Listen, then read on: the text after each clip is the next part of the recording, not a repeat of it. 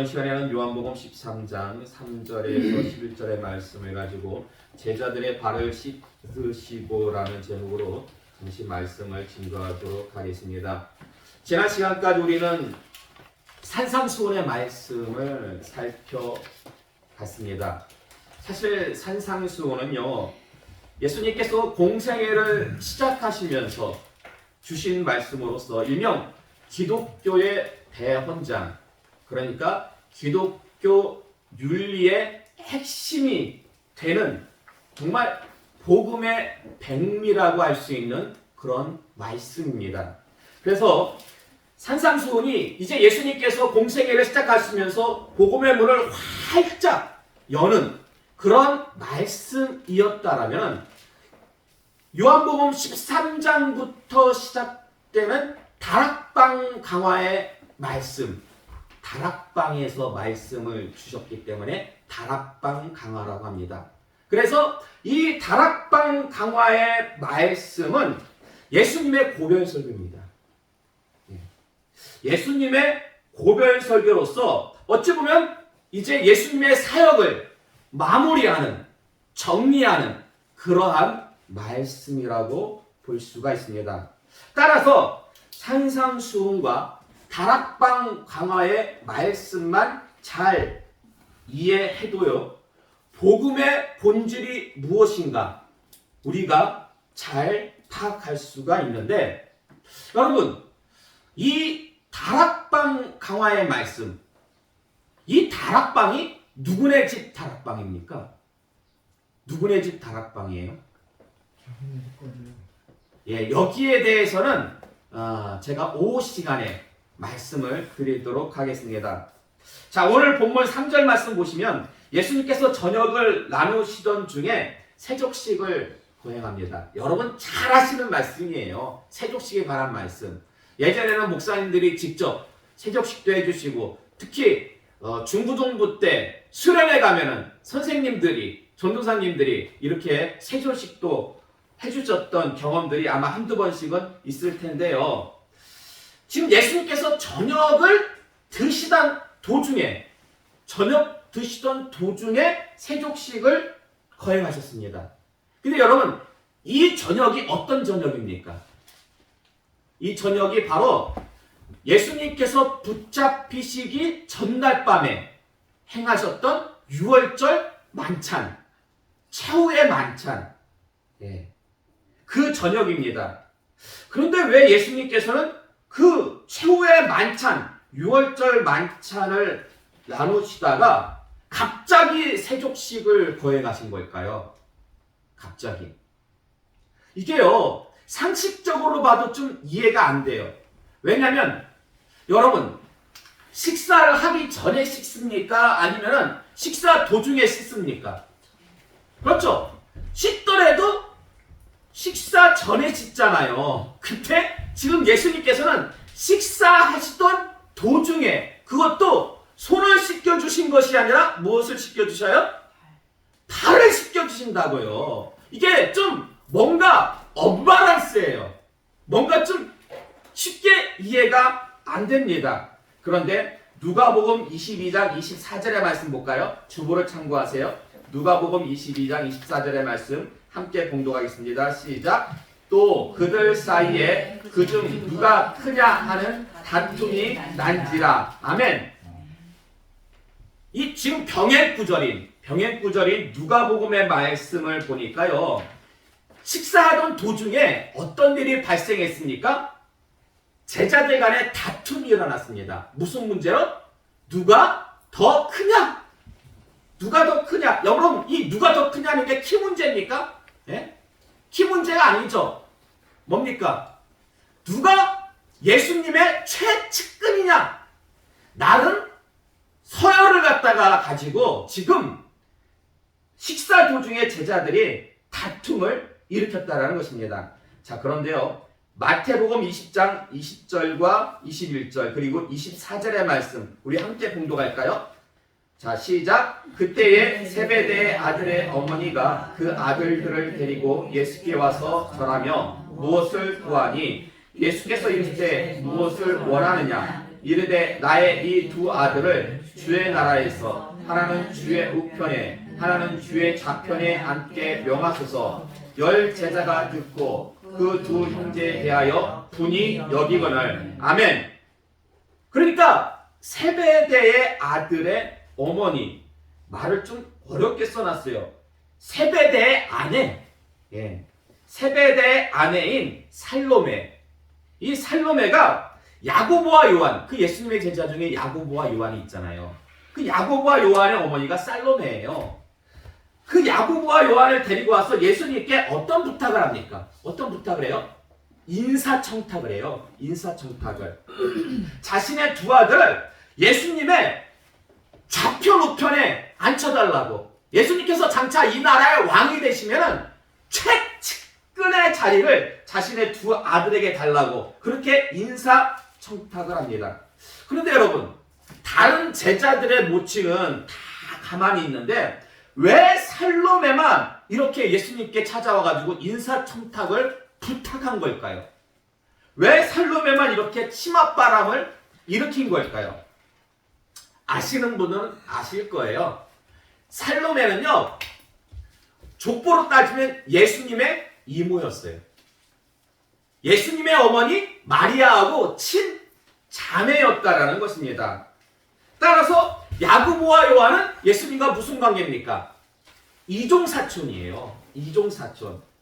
그러므로 지금 살로메는 인맥을 내세워서, 이 인맥이라는 게 참 무섭죠. 어찌 보면은 인맥을 내세워가지고 예수님의 최측근의 자리를 요구했던 것인데 이걸 다른 제자들이 알게 됐어요.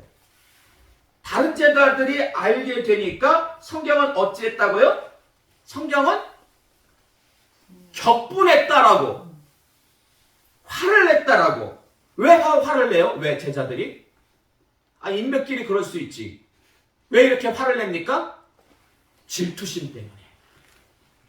다들 자기들 마음속으로 예수님을 따라다니면서 예수님의 최측근은 바로 나야, 나라는 생각이 그들 마음 가운데 있었는데 어느 날 갑자기 살로메가 등장해가지고 야고보 요한을 최측근의 자리에 앉혀달라고 하니까 다들 격분해가지고 질투심 때문에. 그런데요, 마가복음 9장 33절에서 34절의 말씀 볼까요? 마가복음 9장 33절에서 34절의 말씀 함께 봉독하겠습니다. 시작. 가버나움에 이르러 집에 계실새 제자들에게 물으시되 너희가 길에서 서로 토론한 것이 무엇이냐 하시되 그들이 잠잠하니 이는 길에서 서로 누가 크냐 하고 쟁론하였습니다. 아멘. 그러니까 누가 더 큰 자리를 차지할 것인가에 대한 제자들의 분쟁은 한두 번이 아니었어요. 한두 번이 아니었어요. 제가 어릴 때 그 초등학교 다닐 때 이렇게 동네 남자아이들끼리 모이면 종종 무엇 가지고 다투는지 아십니까? 종종 무엇 가지고 다투는지 아세요? 여자애들은 아마 이런 거 가지고 다투지 않을 거예요. 근데 의외로 남자애들이, 그러니까 초등학생들이니까 좀 유치하잖아요. 그 초등학생들이 이렇게 동네 애들끼리 모이면은요, 무엇 가지고 말다툼 하냐면, 김 가지고. 김. 무슨 김? 무슨 김? 잘생김. 잘생김과 누가 더 잘생겼냐고. 아니, 이런 거는 원래 여자애들이 모여가지고 누가 더 이쁜가 그렇게 막 좀 이렇게 할 것 같은데 의외로 여러분, 남자애들이 이렇게 모이면은 누가 더 잘생겼는지 그래가지고 지들끼리 정해요. 저는 몇 등 했을 것 같아요. 저는 아예 그냥 번외였어요. 일단 자기들이 나를 인정해 줬어. 그래서 저를 일단 제외하고 자기들끼리 막 열심히 다투는 거야. 야, 그것도 얼굴이냐? 너 막 저 맨 끝에 가 있어. 저 끝에 가 있어. 보이지도 않게. 막 지들끼리 이렇게 다퉈. 근데요, 지금 생각해 보면은 종종 그랬어요. 종종 남자애들이요, 종종 누가 잘생겼는지 그거 가지고 이게 다퉜어요. 근데 그거는 이제 어릴 때니까 유치하게 그런 거 가지고 말다툼했죠. 근데 커서는요. 커서는 무엇 가지고 따질까요? 무엇 가지고? 남자애들이 무엇 가지고 돈이요. 예, 돈. 예. 비슷한데 출세예요, 출세. 돈이라는 게 사실 출세해야지 버는 거잖아요. 예, 누가 더 출세했느냐? 이제 나이가 먹고 어느 정도 직장 생활하고 이렇게 오랜만에 만나게 되면은 근황부터 묻잖아요. 근데 근황이라는 게 어떻게 보면은 제일 먼저 궁금해하는 게 그 재산의 정도. 얼마만큼 출세했는가. 그러니까 어릴 때는 잘생김 가지고 따졌고 나이 먹어서는 이게 출세 가지고 따지는데, 그러니까 지금 제자들도 틈만 나면 누가 더 큰 자냐 하는 그러한 쟁론을 가졌는데요. 이게 도를 지나치다 보니까 가랑비에 얹었는다고 도를 지나치다 보니까 이제는 식탁에서 유월절 최후 만찬에서 그것도 예수님 앞에서 대놓고 다툼을 했다라는 거예요. 예수님 앞에서. 예. 그럼 이때 예수님의 심정이 어떠셨을까요? 지금 예수님은요, 내일 십자가 지셔야 돼요. 내일 십자가를 지셔야 돼요. 정말 예수님의 마음은 참 여러 가지 참 미묘한 복잡한 그런 상황 가운데 있는데, 이 철없는 제자들은요, 마지막 순간까지도 무엇에만 관심이 있었다? 출세. 제사보다는 제밥에만 관심이 있었다라는 것입니다. 그러자 예수님께서 내리신 특단의 조치가 뭐였습니까? 특단의 조치? 바로 세족식이에요. 식사를 다 마치신 것도 아니고, 야, 이거 진짜 안 되겠다. 얘네는 그냥 두면 안 되겠다. 식사하던 도중에 예수님께서 세족식을 거행하셨다라는 것입니다.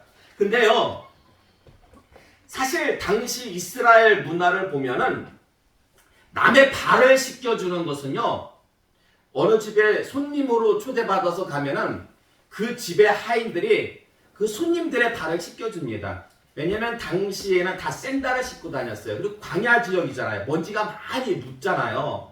그러다 보니까 그 잔치집에 들어가는 입구에서 하인들이 손님들의 발을 씻어줬는데, 그게 또 전담으로 씻겨주는 하인이 있었는데, 그 하인은 하인들 가운데서도 가장 낮은 하인, 직급이 가장 낮은 하인이 손님들의 발을 씻겨주는 일을 맡아서 했습니다. 근데 그 일을 지금 누가 하고 계세요?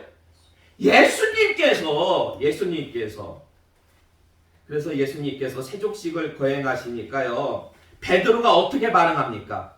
베드로가 8절 말씀 보시면 베드로가 이르되 내 발을 절대로 씻지 못하시리이다. 아니, 이런 미천한 일을 왜 예수님께서 하십니까? 예수님, 다른 사람의 발을 씻길지언정 내 발은 절대로 씻기지 못하십니다라고 그렇게 고백을 합니다. 자, 그러니까 지금 베드로의 이 고백 반응을 놓고 볼 때에 어떻게 베드로의 마음 가운데에 좀 찔림이 있었던 것 같습니까? 아니면 뭐 그냥 별 찔림이 없었던 것 같습니까? 어떤 것 같아요?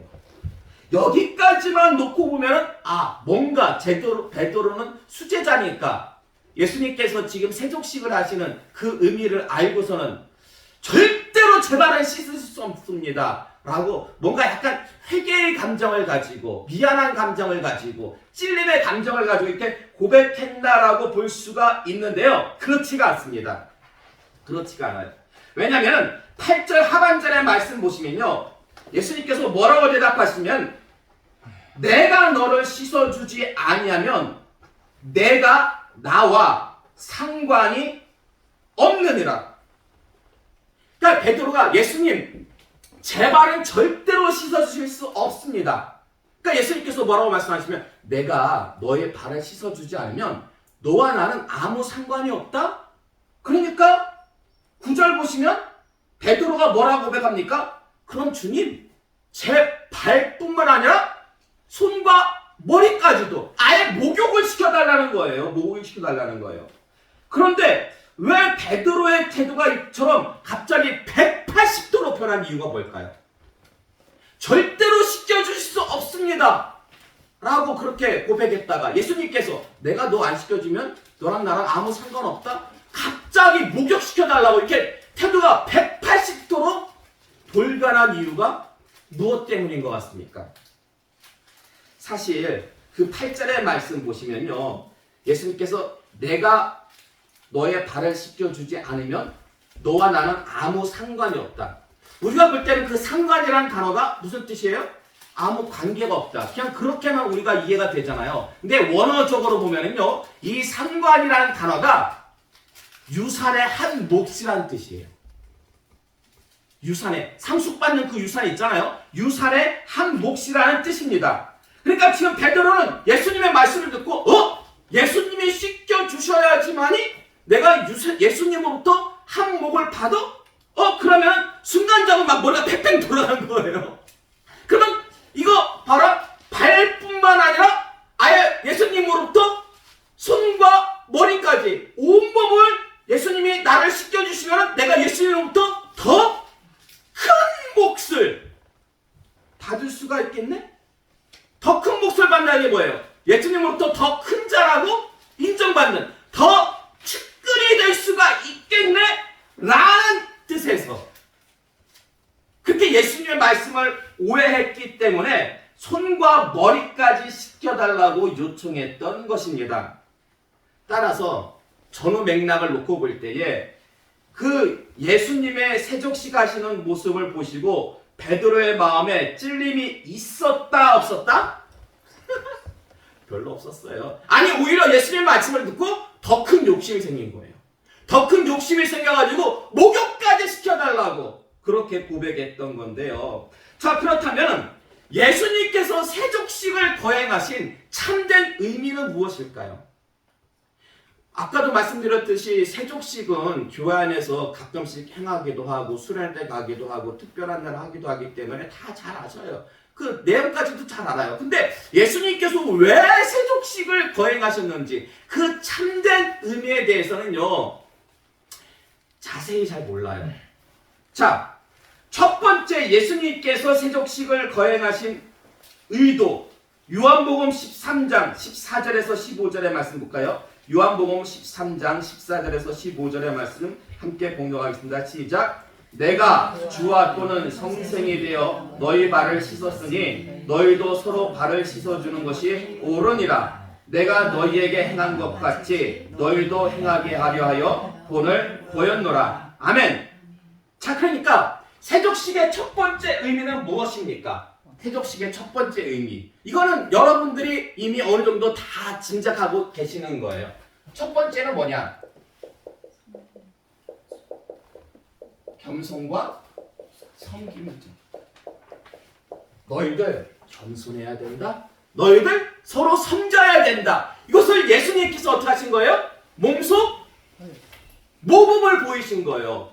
본을 보이신 거예요. 그런데 여러분, 세족식은요, 이 겸손과 섬김 외에 세 가지나 의미가 더 있어요.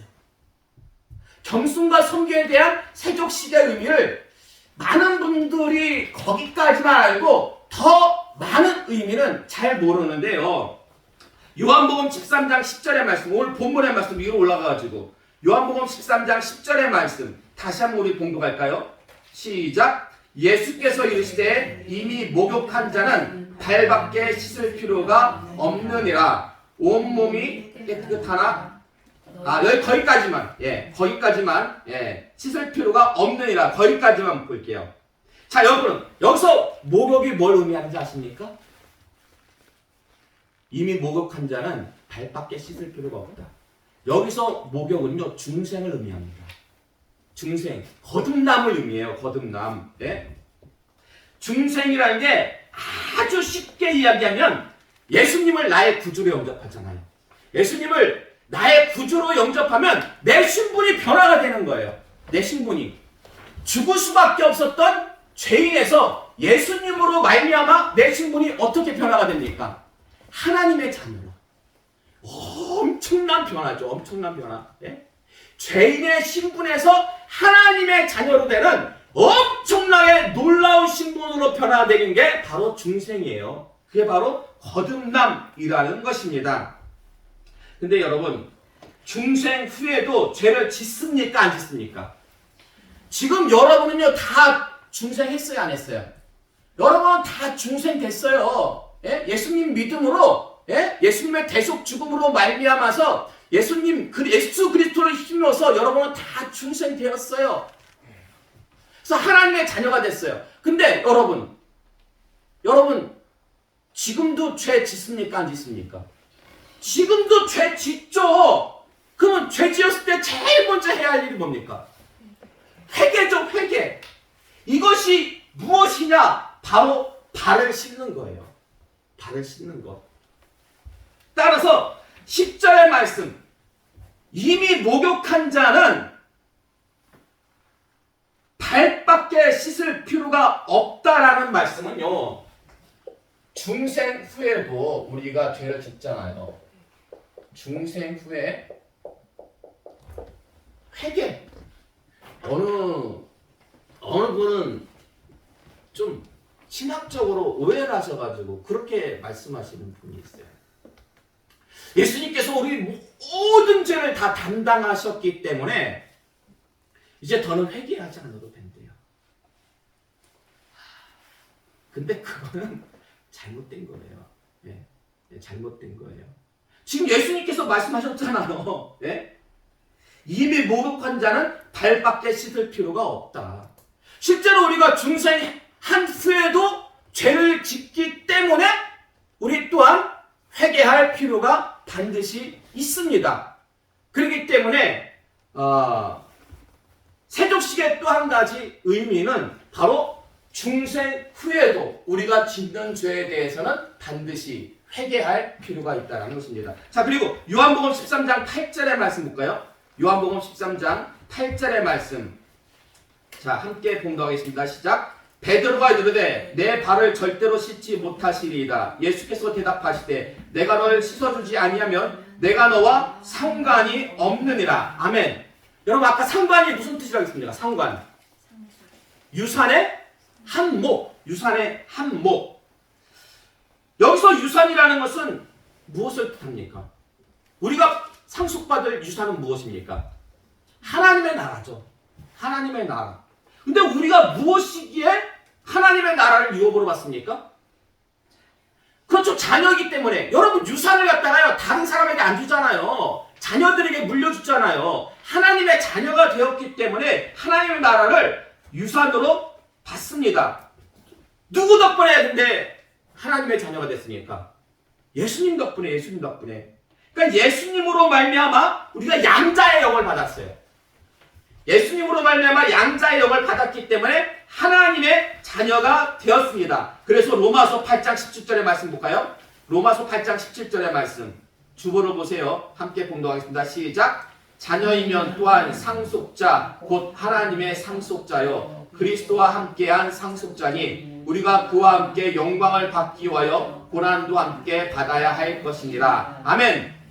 그러니까 우리가 예수 그리스도로 말미암아서 하나님의 자녀가 되었기 때문에 예수님과 더불어서 우리는 무엇이 되었다? 상속자가 되었어요. 상속자. 예수님 더불어서 우리가 하나님의 나라를 유업으로는 상속자가 되었습니다. 자, 그리고 요한복음 13장 10절 하반절에서 11절의 말씀. 10절 하반절의 말씀. 그 말씀이 있어요. 그러니까 10절부터 보시면 예수께서 이르실 때 이미 목욕한 자는 발밖에 씻을 필요가 없느니라. 온몸이 깨끗하니라. 너희가 깨끗하나 다는 아니니라 하시니 이는 자기를 팔 자가 누구인지 아심이라. 그러므로 다는 깨끗하지 아니하다 하시니라. 아멘. 근데 누가 깨끗하지 않은 거예요? 누가 깨끗하지 않은 거예요? 가룟 유다. 예? 그럼 지금 예수님께서 너희가 깨끗하나 다는 아니다. 이는 자기를 팔 자가 누구인지 아심이라. 그러므로 다는 깨끗하지 아니하다 하시니라. 자, 요 말씀이 좋은 의미로 기록되어진 것 같습니까? 아니면 안 좋은 의미로 기록되어진 것 같습니까? 그러니까 예수님께서 다 깨끗한 거 아니다 라는 말씀, 좋은 의미인 것 같습니까? 안 좋은 의미인 것 같습니까? 이게 얼핏 보면은요, 안 좋은 의미 같아요. 근데 아니에요. 이거 좋은 의미예요. 왜냐면요, 지금 예수님께서 이렇게 말씀하신 것은요, 가룟 유다에게 기회를 주시기 위함이에요. 기회를. 무슨 기회? 회개의 기회, 회개의 기회, 회개의 기회.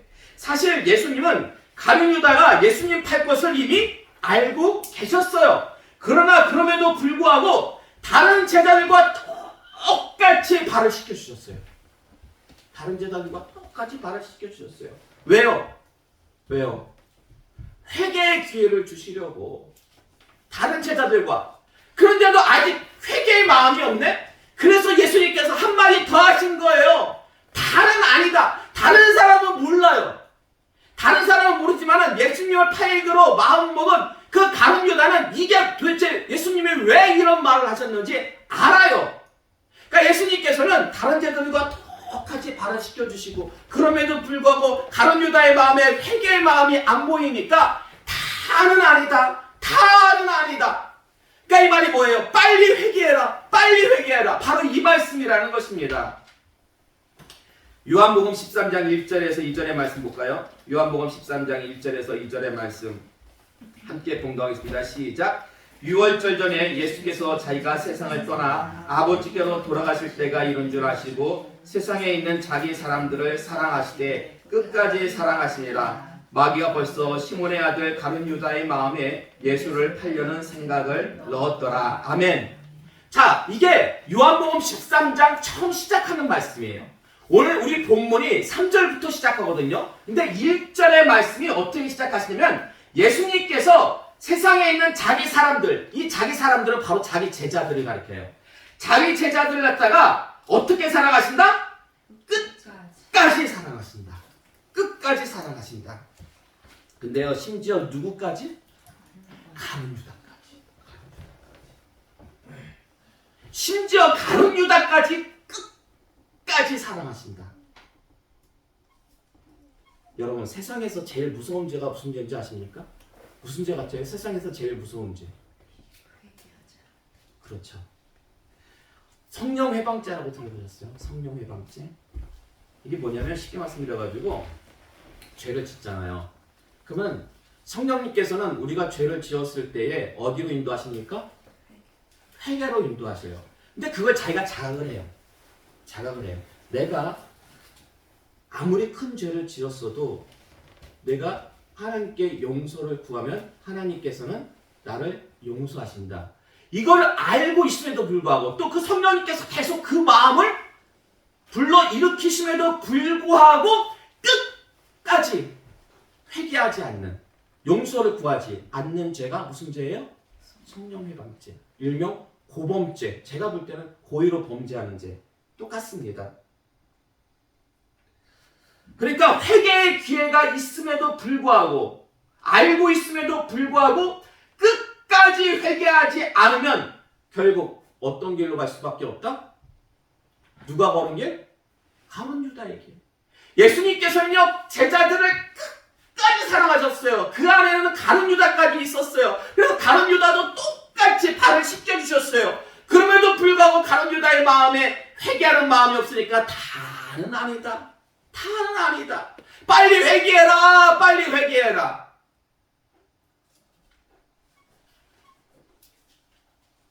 여러분, 천국은요, 죄지어서 천국 못 가는 겁니까? 어때요? 죄지어서 천국 못 가는 거면요, 우리 다 못 가요. 죄 안 지은 사람은 어디 있어요? 천국은요, 회개하지 않아서 못 가는 거예요. 회개하지 않아서. 제가 볼 때 회개는요, 예수님의 그 끝사랑, 끝까지 사랑하신, 끝까지 사랑하신, 저는 이걸 좀 줄여가지고 끝사랑이라고 해요. 끝사랑, 끝까지 사랑하신, 이 끝까지 사랑하심에 대한 제가 볼 때는 가장 큰 화답이에요.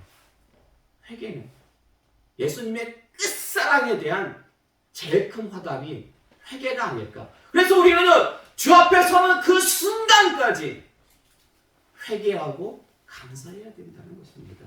부디 이 시간 나오신 여러분은요, 날마다 회개의 심령 가운데에 겸손과 섬김의 모습을 가지심으로 예수님의 사랑에 부응하시기 바랍니다. 여러분, 예수님께서요, 지금 세족식을 하신 가장 큰 이유는 끝까지 사랑하셨기 때문에, 제자들을.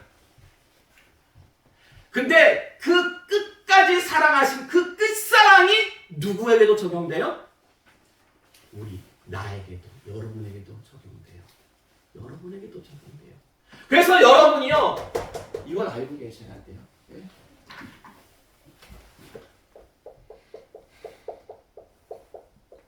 지금 비록 2000년 전에 예수님께서는 제자들의 발을 씻겨주셨지만은 그것은 단순히 제자들의 발만을 씻겨주신 것이 아니라 우리의 발을 지금도 예수님께서는 계속해서 말씀을 통해서 씻겨주시고 계신다라는 것입니다. 그러므로 우리가 어떤 모습을 가져야 돼요? 겸손과 섬김의 모습을 가져야 되고요. 우리가 비록 중생했다 할지라도 지은 죄에 대해서 항상 회개하는 모습을 가져야 되고요. 그러면서 한편으로는 내가 예수 그리스도와 더불어서 하나님의 나라를 유업으로 상속받을 자라는 그러한 확신과 자긍심을 가져야 되고요. 예수님의 끝사랑을 항상 마음에 간직하셔야 된다는 것입니다. 이러한 은혜를 예수님께서 여러분에게 베풀어 주셨는데 어떻게 우리가 허투루 살 수가 있겠습니까? 그렇게 못 살죠. 정말 주님 앞에 서는 그날까지 오늘도 말씀을 통해서 베풀어 주신 하나님의 은혜, 그 세족식의 은혜에 진심으로 감사하심으로 세상 가운데에서 허투루 사는 인생이 아니라 빛과 소금의 역할을 온전히 감당하고, 그리고 여러분을 통해서 정말 죽어가는 그 영혼들이 예수님의 끝없는 사랑을 다 받아 누림으로